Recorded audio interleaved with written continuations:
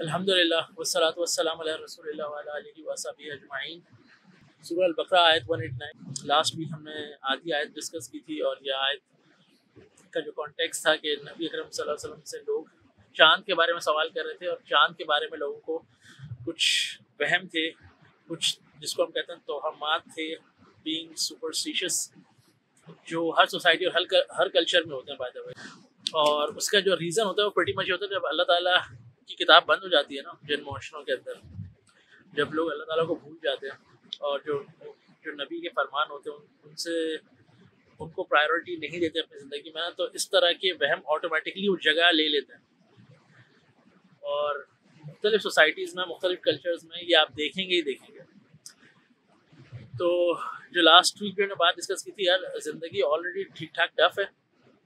وہ کیونکہ یہ امتحان ہے، اللہ تعالیٰ ہم سے ٹیسٹ لے رہے ہیں، اس میں بہت کچھ آسان ہے اور بہت کچھ مشکل ہے۔ تو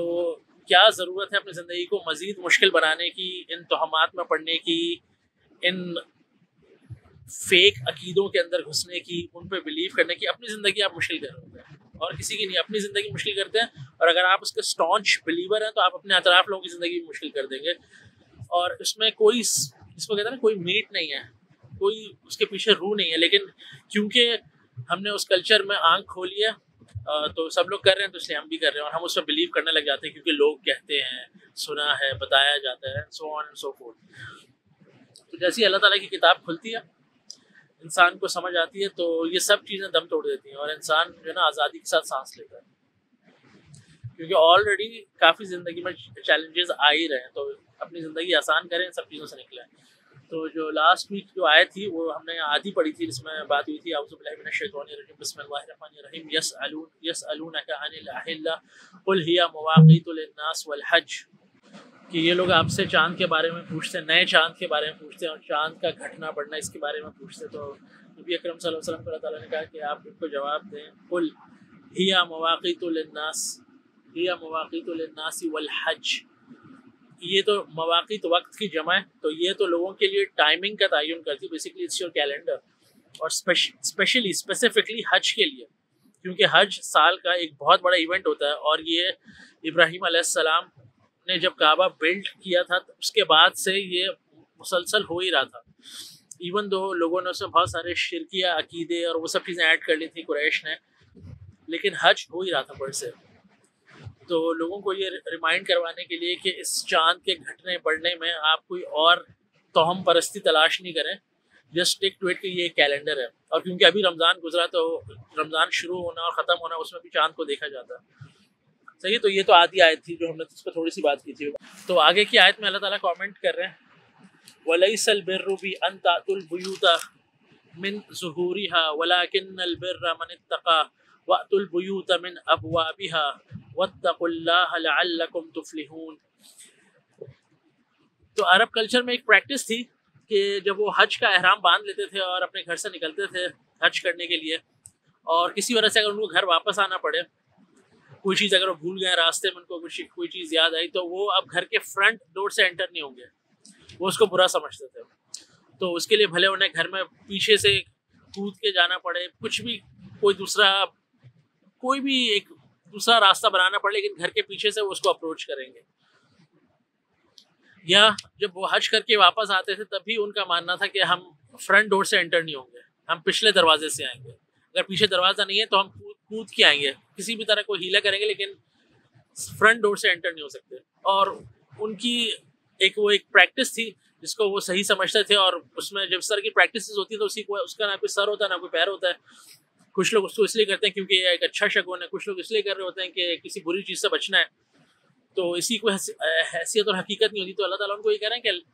لیس البر، اس میں کوئی نیکی ہے ہی نہیں کہ تم اپنے گھروں کے پیچھے سے ان میں داخل ہو رہے ہو، بلکہ نیکی تو کس چیز میں؟ اللہ کے تقوی اختیار کرنے میں۔ وہ جو ہم بیلنس پرسنالٹی جس پہ ہم بات کرتے رہتے ہیں، جو اللہ تعالیٰ چاہتے ہیں کہ انسان کی بن جائے، اللہ سے ڈرنے والی، اللہ کو یاد رکھنے والی، جو کہ ایکسٹریم پرسنالٹی نہیں ہوتی، جو بیچ میں ہوتی ہے، جو پریٹی بیلنسڈ ہوتی ہے، اور قرآن آپ کو وہی اچیو کرنے میں ہیلپ کرتا ہے۔ تو اللہ تعالیٰ کہہ رہے ہیں کہ بر جو ہے وہ تو تقوی میں، تو اب کیا کرو، وَأْتُوا الْبُيُوتَ مِنْ أَبْوَابِهَا، تو اپنے گھروں کو آؤ ان کے فرنٹ ڈورز میں سے، واتقوا اللہ لعلکم تفلحون، اور اللہ کا تقوی اختیار کرو، اللہ کے عذاب سے اپنے آپ کو بچاؤ، اسی میں اس کو کرنے سے ہو سکتا ہے کہ تم فلاح پا جاؤ۔ کیونکہ یہ سب چیزیں کیوں کرتے ہیں ہم انسان، کیوں کرتے ہیں تو ہم پرستیوں میں کیوں جاتے ہیں؟ ہمیں ایسا لگتا ہے کہ اس میں کوئی سیکرٹس چھپے ہوئے ہیں، اور سکسیس اگر ہمیں حاصل کرنی ہے یا ہمیں ناکامی سے بچنا تو یہ سارے توہمات میں ہمیں جانا پڑے گا۔ لیکن اللہ تعالیٰ یہ جڑ سے اکھاڑ کے پھینک رہے ہیں یہ بلیف، اور اللہ تعالیٰ نے جو جواب دیا نا بڑا انٹرسٹنگ جواب دیا۔ تو اب قرآن کی خوبصورتی یہ ہے کہ اللہ تعالیٰ نے یہ جو فریز ہے وَأْتُوا الْبُيُوتَ مِنْ أَبْوَابِهَا، کہ اپنے گھروں کو آؤ ان کے دروازوں سے، کہ اپنے گھروں کو اپروچ کرو ان کے دروازوں کے تھرو۔ تو عربوں میں یہ ایک محاورہ تھا جس کو ہم ضرب الامثال نہیں کہتے، محاورات، ایڈیمز۔ تو عرب یہ اپنے کلچر میں یوز کرتے تھے یہ جملہ، اور اس کا مطلب کیا ہوتا تھا کہ چیزوں کو صحیح طریقے سے کرو، چیزوں کو جائز طریقے سے، کوئی دو نمبری کرنے کی ضرورت نہیں ہے۔ گھر ہے تو گھر میں انٹر اگر ہونا ہے تو صحیح دروازے سے انٹر ہو، پیچھے سے پھلانگ کے آنے کی ضرورت نہیں ہے۔ تو یہ ایک محاورہ بھی تھا کہ جس سے یہ ہوتا تھا یار ایمانداری سے صحیح طریقے سے جو چیزیں صحیح ہیں وہ کرو، وہ چیزیں اپنی کرو لائف میں۔ تو کوئی دو نمبری نہیں، کوئی بہانے بازی نہیں، کوئی گیمکس نہیں، کوئی فراڈ نہیں، اپنے آپ کو بیوقوف نہیں بنانا، اپنے آپ کو جسٹیفائی نہیں کرنا، وہ سب چیزوں سے باہر نکلو۔ تو یہ محاورہ وہ یوز کرتے ہی تھے۔ تو اللہ تعالیٰ نے اس محاورے کو لیا جو کہ عرب کلچر میں عام طور پہ وہ یوز ہوتا ہی تھا، اور یہاں اس کو سبحان اللہ تعالیٰ نے پلیس کیا، جس سے دونوں ایشوز حل ہو گئے۔ پہلے تو اللہ تعالیٰ نے کہا کہ اسٹریٹ اوے چیزوں کو ان کی صحیح مقام، صحیح پلیسمنٹ سے اپروچ کرو، کوئی دو نمبری کرنے کی ضرورت نہیں ہے۔ جن چیزوں میں کوئی خیر نہیں ہے، جن چیزوں کی وجہ سے کوئی بدشگنی نہیں ہو رہی اور اس کی کوئی دلیل بھی نہیں ہے تمہارے پاس، تو ان چیزوں میں اپنے ٹائم اینڈ ایفرٹ وہ سب ویسٹ کرنے کی ضرورت نہیں ہے۔ تو چیزوں کو صحیح رکھو، یہ یونیورسل میسج چلا گیا۔ اور دوسرا یہ بھی ہو گیا کہ حج کا جب احرام باندھا ہے تو اس میں بھی کوئی نیکی کی ایلیمنٹ ہے ہی نہیں شامل کہ تم احرام باندھ کے اب اپنے گھر کے پیچھے سے انٹر ہو رہے ہو۔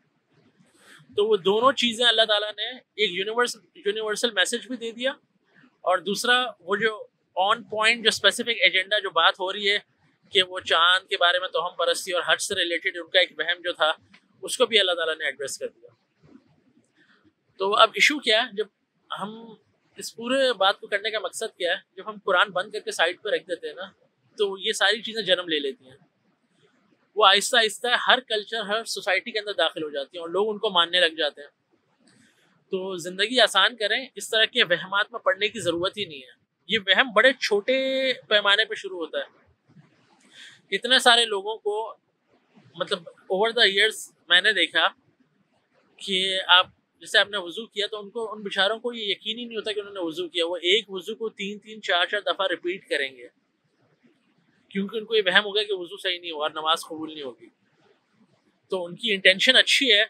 وہ چاہتے ہیں کہ صحیح سے وضو کریں، لیکن اس میں وہ اپنے آپ کو تھکا رہے ہیں، اس میں وہ پانی ضائع کر رہے ہیں، اور ان کو اس کے بعد بھی سکون نہیں ہو رہا۔ اور وہ نماز جس کو پڑھنے میں اگر فرض پڑھنا ہے آپ کو 10 منٹ لگ جائیں گے، زیادہ سے زیادہ 15 منٹ لگ جائیں گے، وہ 20 منٹ نماز چلی جاتی ہے۔ کیوں؟ کیونکہ ان کو وہم ہو رہا ہوتا ہے کہ ہم نے پوری رکعتیں نہیں پڑھی۔ تو یہ چھوٹے چھوٹے وہم سے انسان شروع کرتا ہے چیزیں، اور اس میں شیطان آپ کو بہت آپ کی ہیلپ کرتا ہے، کیونکہ شیطان کا مقصد یہ کہ پہلے تو آپ نیکی کی طرف آئے نہیں، میں اور آپ، اور اگر آ گئے ہیں نا تو یا تو اب اس نیکی کے چکر میں ہمارے اندر غرور آ جائے، یا اس نیکی کو اتنا مشکل بنا دو کہ وہ ایونچولی ہماری پہنچ سے باہر ہو جائے، اور اس چکر میں وہ بہت سارے وہم ہمارے اندر ڈال دیتا ہے۔ تو اب لوگ اب وضو کرتے ہیں اور 5 6 دفعہ وضو کر رہے ہیں، ریپیٹ کر رہے ہیں، کہ ان کو یقین نہیں ہو رہا۔ اور یہاں سے یہ تو چھوٹا سا ایک لیول ہے، وہاں سے شروع ہوتا ہے۔ پھر وہ دوسری جو چیزیں جس پہ ہم نے بات کی کہ کوئی آپ کا فیوریٹ کلر ہے، فیوریٹ کلر ہونے میں کوئی مسئلہ نہیں ہے، لیکن جگہ آپ اسے کہیں گے کہ یہ آپ کا لکی کلر ہے، اگر یہ آپ پہنیں گے تو اچھا ہوگا، اور اگر آپ یہ نہیں پہن رہے تو اچھا نہیں ہوگا، دین دیٹ از پرابلمٹک۔ آپ کو کوئی نمبر پسند ہے کوئی مسئلہ نہیں ہے، لیکن اگر آپ جب اس نمبر کے ساتھ یہ چیز ایسوشیٹ کر دیتے ہیں کہ دس از مائی لکی نمبر، یہ ہوگا، اس نمبر کی ٹیبل پہ میں بیٹھوں گا، اس نمبر کی شرٹ میں پہنوں گا تب میرے ساتھ کچھ اچھا ہوگا ورنہ اچھا نہیں ہوگا، تو یہ سب چیزیں مجھے اور آپ کو بیسکلی جس کو کہتے ہیں نا اللہ پہ جو ایمان ہے، اللہ پہ جو توکل ہے نا، ان سے دور کر رہی ہے، یہ ہمیں ریسٹرکٹ کر رہی ہے، یہ ہمیں بلا وجہ ڈرا رہی ہے۔ تو ان چیزوں میں مت پڑیں، آسان کریں زندگی۔ پھر آن اے سائڈ نوٹ، استخارہ جو نبی اکرم صلی اللہ علیہ وسلم نے اتنی خوبصورت دعا کے ساتھ ہمیں سکھایا کہ کس طرح کرتے ہیں، اس کو ہم نے کیا کیا، آؤٹ سورس کر دیا. ہم خود نہیں کرتے، اب ہم نے کسی آگے لوگوں کو دے دیا، بھائی ہم تو نیک نہیں ہیں، ہمیں کیا پتا. بھائی مسئلہ میرا ہے، مجھے اللہ سے دعا کر کے پتہ کرنا ہے کہ یہ معاملہ جو میں کرنے جا رہا ہوں یہ صحیح ہے کہ نہیں، وہ میں نے آؤٹ سورس کر دیا. کوئی شادی آپ نے کرنی ہے، کوئی تیسرا بندہ جس کا کوئی لنک ہی نہیں ہے، چلیں آپ کی شادی ہو رہی تو آپ کر لیں گے استخارہ، آپ کے ماں باپ کر لیں گے، دیٹ میک سینس. کوئی دوسرا تیسرا بندہ، تھرڈ پارٹی جس کا کوئی لنک نہیں، وہ آپ کے لیے استخارہ کر رہا ہے. تو یہ چیزیں ہم نے اتنی اپنے لیے کمپلیکیٹڈ بنا دی ہیں، اس میں ہم نے پتہ نہیں کون کون سی چیزیں لگا دی ہیں کہ خواب دیکھنا ہے اور وہ سب چیزیں. ایسا کچھ بھی نہیں ہے. سمپل سا، ایون وہ استخارہ اس کا موضوع نہیں تھا، لیکن آن سائڈ نوٹ میں مینشن کر دیتا ہوں، استخارہ اس وقت یہ رہتا ہے جب آپ کے پاس دو معاملوں میں، آپ دو یا دو سے زیادہ معاملوں میں آپ کو یہ مشکل ہو رہی ہے کہ کون سی میں چوائس لوں، کون سا آپشن پک کروں.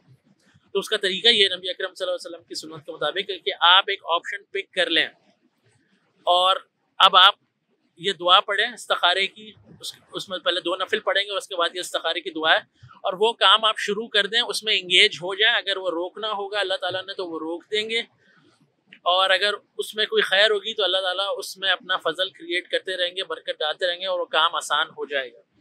اور استخارے کی دعا میں اینڈ میں ہم کرتے یہی دعا مانگ رہے ہوتے ہیں کہ اللہ تعالیٰ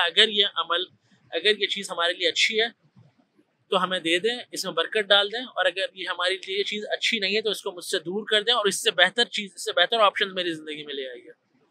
تو یہ تو اتنا ڈائریکٹ اور پرسنل قسم کا تعلق ہے اللہ سے جو ہمیں خود کرنا چاہیے، لیکن وہ ہم نے آؤٹ سورس کر دیا. تو اگر آپ استخارے کی دعا پہ غور کریں گے نا، اس میں آپ اللہ تعالیٰ سے سمپل سی دعا کریں کہ اللہ تعالیٰ آپ کے پاس علم ہے، میرے پاس علم نہیں ہے، آپ کے پاس طاقت ہے، میرے پاس طاقت نہیں ہے، آپ عالم الغیب ہیں، تو میں آپ سے خیر کا طالب ہوں، اور اگر یہ جو چوائس، یہ کام جو ہے یہ میرے لیے اچھا نہیں ہے، اور اچھے کی ڈیفینیشن بھی اس دعا کے اندر ہے کہ اگر یہ میری دنیا اور آخرت کے لیے اچھا نہیں ہے نا تو آپ مجھے اس سے دور کر دیجیے اور اس سے بہتر چیز عطا فرمائیے اور مجھے راضی بھی کر دیجیے. اور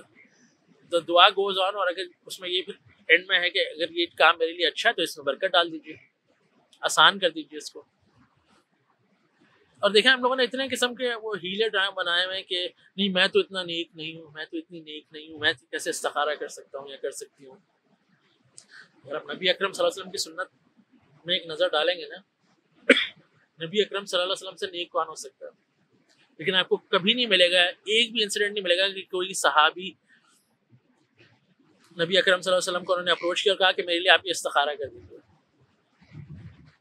نبی اکرم صلی اللہ علیہ وسلم نے یہ چیزیں امت کو سکھائیں تاکہ امت انڈیپینڈنٹلی ان چیزوں میں سے خود اللہ کے ساتھ تعلق اسٹیبلش کرے، اللہ پہ توکل کرے اور اللہ تعالیٰ سے خیر سمیٹتی رہے کانسٹنٹلی. ہم نے اسے آؤٹ سورس کر دیا اٹھا کے. تو چیزیں سوچیں یار اس بارے میں، توہمات سے باہر نکلیں، ان چیزوں میں سے نکلیں. اللہ تعالیٰ کے اذن کے بغیر نا کوئی چیز ہمیں نقصان نہیں پہنچا سکتی، اور اس کے اذن کے بغیر کوئی چیز ہمیں فائدہ نہیں دے سکتی. ٹھیک ہے، تو اللہ پہ ٹرسٹ کریں، اللہ سے دعا کریں، ان توہمات، ان وہم، ان سپرسٹیشس ایشوز میں سے، ان سب چیزوں میں سے باہر نکلیں، تبھی قرآن سمجھ کے پڑھیں. انشاءاللہ زندگی بہت زیادہ آسان ہو جائے گی باذن اللہ. صحیح ہے، چلیں اس کو یہیں تک رکھتے ہیں، پھر انشاءاللہ نیکسٹ ویک کنٹینیو کریں گے. السلام علیکم.